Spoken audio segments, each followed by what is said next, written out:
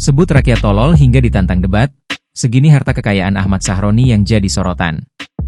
Harta kekayaan Wakil Ketua Komisi 3 DPR RI Ahmad Sahroni kini disorot setelah merespon orang-orang yang menuntut pembubaran DPR disebut sebagai orang tolol sedunia, viral di media sosial.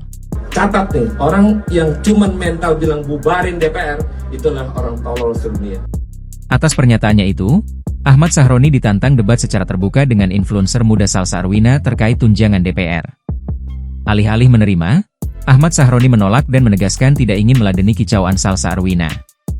Salsa Arwina pun menyoroti gaya hidup Ahmad Sahroni yang kerap menunjukkan kemewahan. Ia menyoroti terkait pengadaan tunjangan rumah untuk DPR RI senilai 50 juta rupiah di tengah sengsaranya rakyat.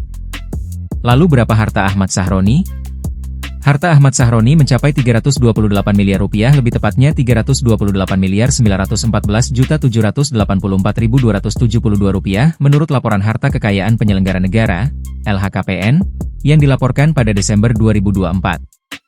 Mayoritas harta Ahmad Sahroni harta tanah dan bangunan senilai 139 miliar 589 juta 309.000 rupiah, disusul harta bergerak lainnya senilai 107 miliar 733 juta 500.000 rupiah.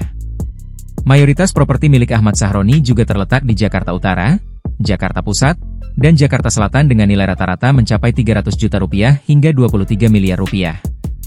Harta fantastis lainnya yakni kendaraan Sahroni yang mencapai 38 miliar 132 juta rupiah lalu kas setara kas senilai 78 miliar 357 juta 375.541 rupiah.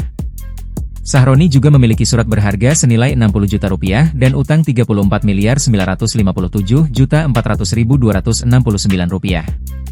Sehingga total harta Sahroni mencapai 328 miliar 914 juta 784.272 rupiah.